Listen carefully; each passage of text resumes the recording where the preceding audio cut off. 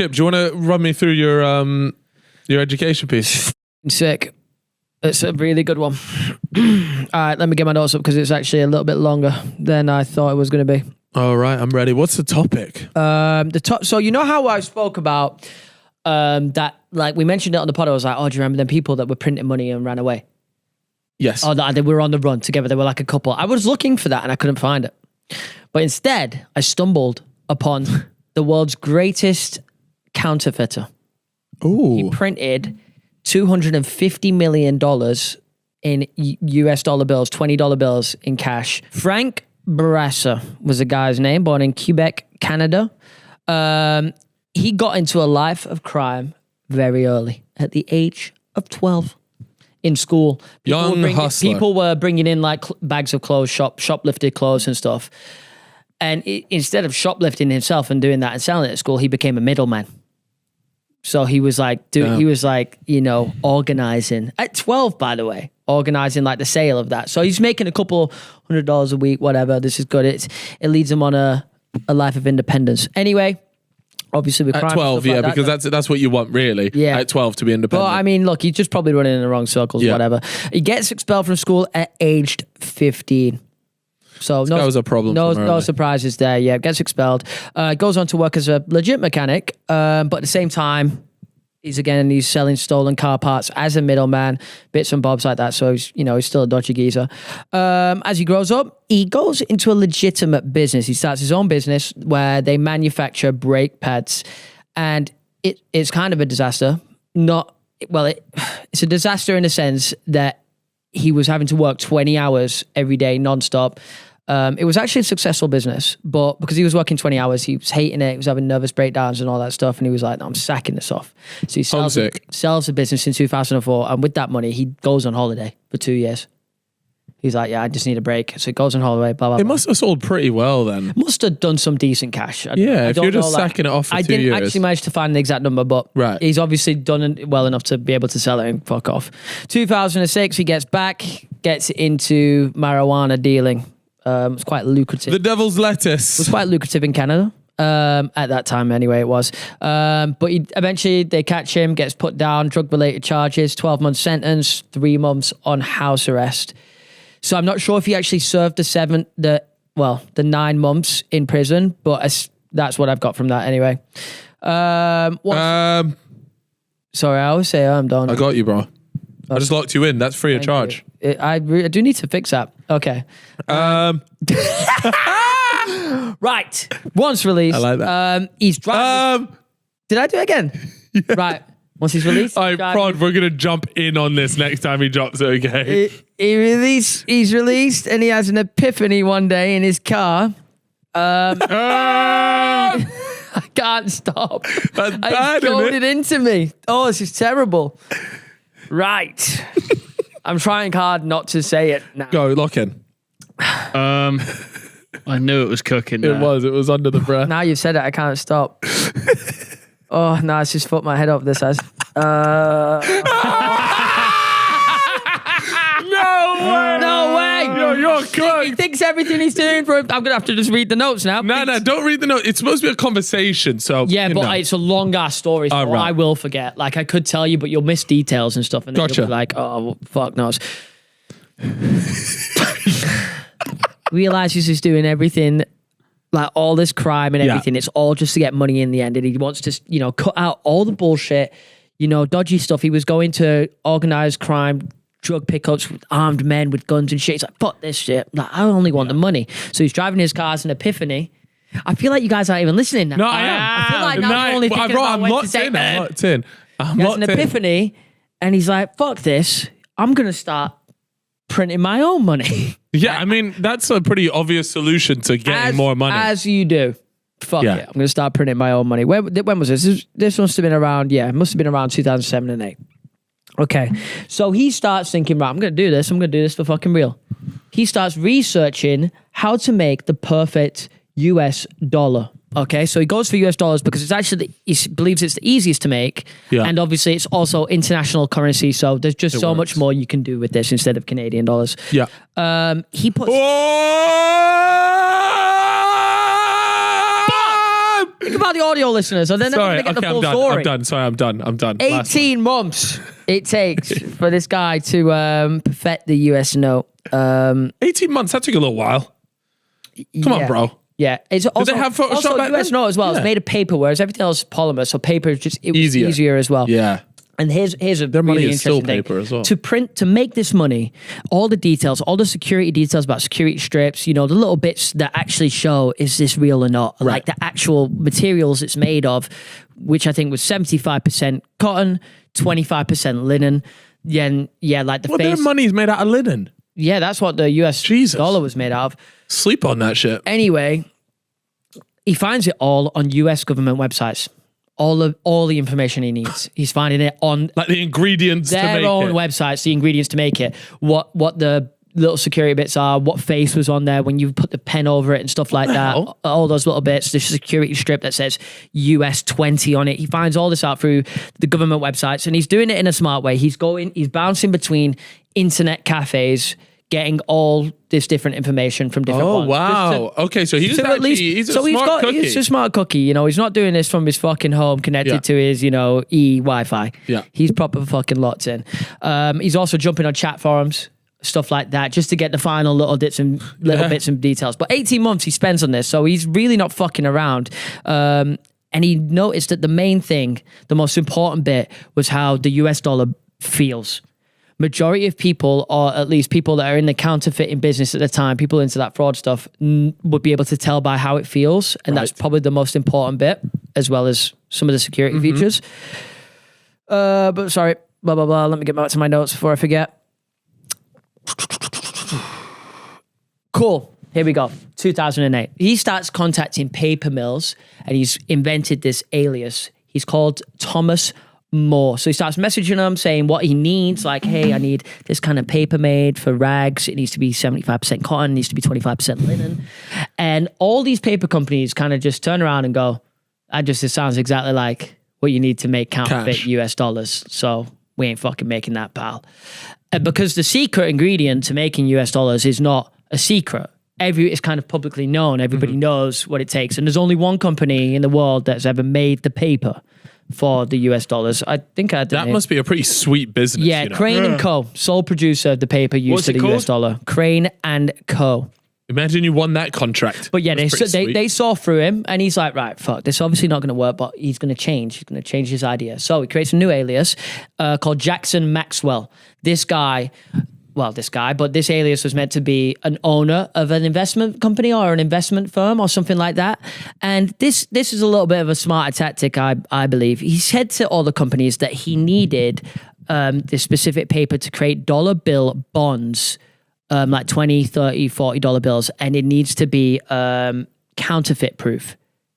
You know what I'm saying? Like, he's saying that to the companies, like, this needs to not be able to be counterfeited. We need it for $20, $30 bill bonds, blah, blah, blah. A lot of companies still say no because it just sounds shady. Yeah. Until a Swiss company, and the company is called Artel Paper, goes, oh, yeah, we can do that. We'll do that. And I don't know if it's potentially because it's a European company. They're just less familiar with dollar bills. Like, they just don't know. Oh, yeah. Like, they're dealing with a different currency. So maybe they just didn't know. But either ways, they finally gets one. Mm-hmm. So they start emailing back and forth what he wants. He starts, as he's emailing them, he's changing little bits about it. He's like, oh, can you actually add this? Can you add this? Can you add this face on there? Well, are they not going, hold on, we're making a dollar bill here? Yeah, so that's what I mean. There's a specific face that needs to be added onto it. I forgot the name, and annoyingly I didn't put it in my notes, but he asked for that to put on. They do it. He requested a security strip that says USA 20 on it, claiming it was for his $20 bonds, and they put it on there. Now, they apparently, at this point confuses me a little bit, but they said they couldn't fulfill his order because they didn't have a specific machine. So he actually goes and spends $15,000 on this like paper printing machine, specific one. I've got the name of what it was actually. Printing drum from Germany, and it ships it over to them in Switzerland. Damn, he's like invested a lot of time and money and effort. Well, into this. the actual amount that he invests overall in this gig is about $300,000 that he'd saved up from his illegal activities. So he'd invested about $300K. Yeah. But that makes illegal activities sound a lot more appealing. In his mind, he's thinking, well, he also sold his company, so it's probably a bit of both, right? Yeah. But in his mind, he's like, look, if I can print money, this return will be fucking crazy. So he ships that over to them, and then they start working on it. He eventually gets a sample sent over to himself from them, and he realizes it's fucking perfect. Like, this is amazing. Like, it's actually amazing. So what he does is he goes back to them, he says, you've done a great job. Thank you. I'm going to put in an order. The minimum order that they would allow for is a $50,000 order, as in real $50,000, which once he received the paper and printed the actual stuff onto it, would be worth $250 million in counterfeit money. Got you. So 50 grand's worth of this is actually $250 million of fake notes. And just 20s. Just 20s so that it would go more under the radar. So he places that order and he was selling the money. I was going to say, should I save this bit? But essentially, his plan is to sell the money for 30 cents on a dollar. So for every dollar, 30 cents. Yeah. Okay, so if he sells 250, I don't know, it's like $80 million for himself if he can sell all that 250. Okay, so next up, he's got an acquaintance that's done time in prison, and this is so strangely convenient, that had worked at a professional printing company and could help him get the professional printing press that he needed. So he needed this massive machine that once he gets this paper off the Swiss company, he needed to actually make it look like fucking US dollar bills. He has to do that himself. They're just sending them the paper and the material to the plain paper. Yeah. So this guy helps him get hold of this machine. It's not the exact one that the US Treasury or whatever it would call be using, but it's close enough that it's going to do a fucking amazing job. Everything's in place. He's ordered it. The paper needs to come over from Switzerland to Canada, right? So a nearby port, his shipment comes in. It comes in on a big boat on the shipping containers. Classic. Now he knows I can't go and pick this up myself. Like if they've caught me at the internet cafe or something, I'm done. If they've been watching me, whatever. So he gets some binoculars and for 3 days, camps out somewhere where they, not going to see him and just looks for any signs of law enforcement, anything dodgy, anybody who's been tracking a shipment, anybody waiting for somebody to potentially pick it up. And after the 3 days, he's like, no, all looks good. So what he does is he gets one of those box vans, like a U-Haul or some shit. They pick up his shipping container or his cash, and he gets, it's not his cash yet, it's his paper, but they pick it up. Then he gets another car, not himself again, just an accomplice, to drive behind the truck, and they leave. So the truck leaves, goes onto the motorway, and as it's going onto the motorway, or interstate, whatever, it's in a single lane. The car that's behind pretends to break down, so that any potential car that's following can no longer follow because it's bottlenecked. It was a single lane. Can't get past. Mad, this guy's really... So it breaks down for 20, 30 minutes, and this truck can now get away. So the truck goes away, it goes into a private car park, or just like a standard car park, where again, it goes under surveillance by Frank for another 24 hours. And during all this process, he is never, ever using the same guys. He's always hiring a new guy. Yeah. After the 24 hours is up, he replaces the truck, the pallets, the driver, just in case any tracking bits had been put on the pallets or the truck. Jesus so he Christ. swaps all that out, puts it all into new stuff, gets a new driver, and takes it to a farm. Now, he'd found a farmer that he'd negotiated with, paid in cash, and said, hey, I just need to use your farm. The guy, Frank has said that he thinks the farmer probably knew that some illegal shit was going down, but didn't truly know to what extent what was going on. So he gets the paper delivered there, and he gets the printing machine delivered there. So everything's pretty much set to go now. He's also ordered a couple of bits, like laser jet stuff for the security features and everything. Everything is in this farm. Perfect. Ready to go. So for the next 5 months, he prints money. He doesn't sell any money while he's printing. His plan was to print $250 million cash over the next 5 months. How he does it is he goes to bed with his missus at night. Yeah. Tucks her in, sneaks out, goes to the barn, prints money every night. And so she doesn't know that this happening he's either. back in the morning, chilling. Yeah. All good. Everything's fine. She never suspects a thing, apparently. Okay, it's up for debate. Mm-hmm. Then it comes, so he's got the cash now. It's now time to find buyers to sell his money. Yeah. Okay, so he's giving him a good deal, 30 cents for $1, you know, that you can do whatever you want with it. So he's obviously got a lot of contacts in organized crime, starts reaching out to people. Surprisingly, like a lot of these people, high-end drug dealers, people that can afford this, are saying no, like, we're not interested in this. You know, be careful. Which he's really confused about because he thinks their crime is worse than this, but yeah, they don't want to fuck around with it. Eventually, he finds some importers and exporters that are willing to buy, and because they want to sell the money overseas. Right. So, nice.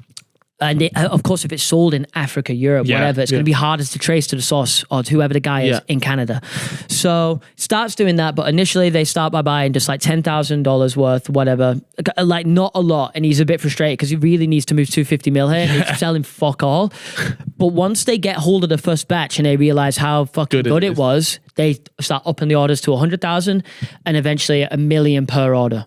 So it's going fucking crazy. Things are looking really good. Eventually, he needs more customers, right? He's still got a lot to shift. I think he's probably shifted about 50 million of the 200 million so far. He finds a man called Eric. Now, Eric was a guy that dealt with stolen trucks. Now, Eric, for 2 years, had been selling these stolen trucks to an undercover cop without realizing. So Frank was going to sell it to Eric. Yeah. You know, Eric's finding buyers, whatever. He's like, I can help you find buyers, blah, blah, blah. So Eric tells him he's got a buyer, this undercover cop. And he's like, oh, okay, cool. He's like, wants to buy 100,000 worth. It's like, fine, yeah, fuck, let's do this. Buys 100,000 worth. Guy goes away. He loves it. And he's like, yo, Frank, he loved it. He wants to buy more. No problem. So they rock up. Frank rocks up to this deal. They arrange a deal for the next day. But Frank is feeling a little bit like, sus. Oh, shit, something feels a little bit sus. I don't know, maybe gut instinct or whatever, but he was feeling a little bit sus. So the undercover cop had obviously gone back, told everyone, hey, we're setting up this meet. I'm going to find this guy. He's selling counterfeit money. Here we go. We're going to get him. So there is a surveillance helicopter deployed in the air following Frank with the car to the meetup in the house. Now, on this day, for whatever reason, this gut instinct, he just felt too paranoid. Instead of parking on the driveway, Frank reverses the car all the way into the garage so that the helicopter can no longer see him. He don't know the helicopter's there. It's way too high. They have no idea about this. Oh, wow. And the deal goes down perfectly. Like everything, like to them at that moment, not hitched. Money exchange, blah, blah, blah, go home. Now, I think it is the next day. I don't know if it actually is the next day, but I've got the day. Anyway, May 23rd, 2012, after that's gone down. Well, he's just quite So recent, he'd been hustling this for like 4 years then, right? Yeah, I mean, it took a while to make it, and then he's been hustling it. Yeah, but so at this point, 50 mil has gone, right? So he's done 50 mil of the fake money he sold it for. So whatever that is, we'll figure it out later. Anyway, May 23rd, 2012, police turn up on his door, and he is arrested, and so is his missus. They had a search warrant. They go in, they find drugs, they find guns. I think the guns were legal.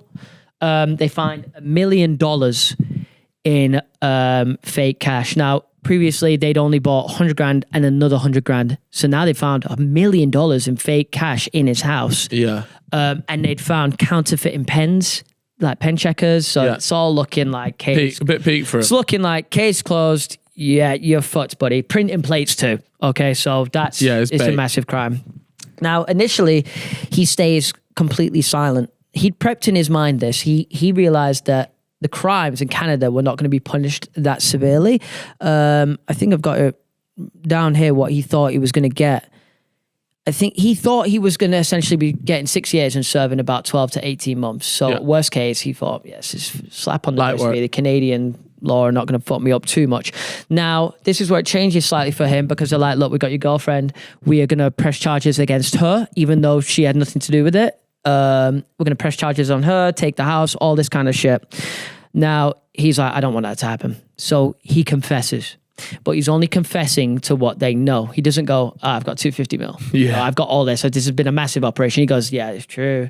Yeah, I've done this and that. I've got the $1 million. I'm planning to sell it. It's fake money, blah, blah, blah. Thinking this is going to, save his ass. He'll go to prison for a little bit. But this is where the twist comes in for him. The two secret US Secret Service agents walk in and they've been a part of the whole thing and they go, we're going to extradite you to the US. And in the US, he was looking at 3 separate charges, one for the printing press, one for the actual money, stuff like that. And each charge was 20 years. And he's 40 years old at this time. So it's essentially a death sentence. So he's fucked and he's like, oh yeah, well, this is looking a little bit crazy. Yeah. This is where it gets crazy for law enforcement. He has a very good lawyer. So the lawyer figures out that the police had seen him pull into the garage and not the driveway, and no one had ever seen money exchange hands. There was no proof that Frank gave them the money. It never happened. It's not on camera. It's nothing. There is the guy undercover cop's word, but it's not enough. So that search warrant that they initially used to get him and go in and find the money, find the drugs, blah, blah, blah. They said it was, inadmissible in court, and all that. And even his confession now was inadmissible. Yeah. So they were kind of fucked. Damn. Yeah. That lawyer earning his bag. Now, it wouldn't stop him from getting charged, but it did stop the extradition. It was like, we want the extradition to stop. You can still prosecute in Canada, which is what Canadian law wanted. They wanted a Canadian criminal to still go down and not really get away, because this was fucking insane. Yeah. Now, they accepted that offer. He was released after 6 weeks in jail, but had to go, on bail. It was like on bail. I can't remember how much the bail was, maybe 10,000 Canadian dollars, whatever. Spend 6 weeks in jail. Now, during the bail, he doesn't ever give himself away. He knows not to go to the money, not to speak to anyone, not to mention it. Just fucking stay silent. Just live your life. Even though the money's stashed away in that barn, nobody knows where that is. It is hidden. So as it's getting close to the trial, he's going to go to prison, right? He is going to get some form of sentence here. He goes to them, look, if I told you I have 200 million, what can you do with that? And he goes, are you serious? He's like, yeah, I've got 200 million. He's like, I can do a lot with that. So they offer the US or Canadian law, I'm not sure, a deal. And they say, hey, look, we're going to give you the $200 million in cash, and we're going to give you the printing press, which they really wanted, because they need to get this off the street. They don't want 200 million of fake US notes circulating, and also the printing press. They need to get rid. They need that, otherwise it's going to cause problems. They accept that offer. He's like, I don't want to go to jail. Nothing. You're going to drop the charges if I give you this, and they're like, yeah, sure, okay, fine. Now they arrange a date, like a few weeks out, where on this date he has to give them this. But he believes he's being tailed the whole time. And essentially, they're trying to get him to give away where it is before he can drop it off to them. Yes. Because if they get it before that, deal's fucked. He goes to prison. They got their guy. The prosecution did their job and got their guy. But he never does it. He never goes to the farm. And he also didn't want the farmer to get in trouble. So he got an accomplice to pick up the press, pick up the money, and take it to like a car park, an undisclosed location. And when it finally gets to that day, he's like, okay, here we go. Meet me here. And he's there. They come. He opens up the back of the truck and he's like, here's the 200 mil in the printing press. And because the deal was signed, everything's locked off, he gets away with it. But what he does get is a fine. He gets a fine for the drugs that they found in his car during the raid of $1,500 Canadian. And he gets away with it. And they noticed as well, there's 50 mil. Any of the money? Yeah, 14 million US dollars. No! Because he sold 50 mil, which equates to about 14.7 or something like that. Oh, so he's made 14 mil for 6 weeks and got away with it. Can I get you to pull up a video? Yeah. Can you go on Frank, just type his name in. What was his name again? I fucking forgot. Frank Barassa. Go on YouTube. That's a fucking belter. There's a 4-minute GQ interview with him. Just put on your headphones because he says something really funny at the end. Go on YouTube. This one? Nah, I can't remember the thumbnail of it. Go to YouTube. Okay. It was GQ, I think, if that helps at all. Yeah, 1 second. Yeah, go to kind of like near the end. 1 second. Is this the bloke? Yeah. This is him doing a full-on interview. He says he was like the best counterfeiter of all time. Crazy. Oh, this guy's got an insane amount of aura, I can tell. He's actually really smart the way he did like everything though. Yeah. Back to the end, yeah? Yeah, keep going. There's like an interview bit near the end. Keep going. The order can be... Yes, go there. And I was fined $1,500. I printed 250 million before I even sold one. I gave back 200 million. 50 million. So you do the math. What a gangster line. Can't really that take is. that You money do the now. math. Yeah, so he's got a nice little cushy 14 M's there to chill with. Oh, And he just got away with it, man. I think, what? He served 6 weeks max in jail? nah, that's cold. He even got bro. out of the final bit of jail, the Canadian jail. Yeah, like at the end, sorry. Yeah, it was like they wanted him to plead guilty for 3 years, serving 6 months, but he said no. And then said, I'll give you the 200 million instead. That's unbelievable. Great story, Chip. Good story. Big fan of that. Big fan Good of that. story. I can't believe I didn't even fucking know, but like, it's a good story, but I've never heard of it. Maybe we're clueless, but I just never heard of it. I love those stories. I feel like more and more of them are coming out as well with those like smaller, like those type of videos. Just mental how he got away with it. Yeah, that's real. You know what? Someone needs to make that into a TV series because that's a banger of a There's TV got to series. be a doc or something. I did most of my research for No, YouTube but like videos, There is a doc. a drama one. Oh, yeah. Yeah, Like, like, that that would would be be a good sick. drama. It's called Fake Millions. Is it a... That's, it's good doc, innit? yeah. Like a drama would be good, right? Yeah, I want to see a drama. But yeah, if you want to know more about it or a better explanation, there are some great YouTube videos out there on it.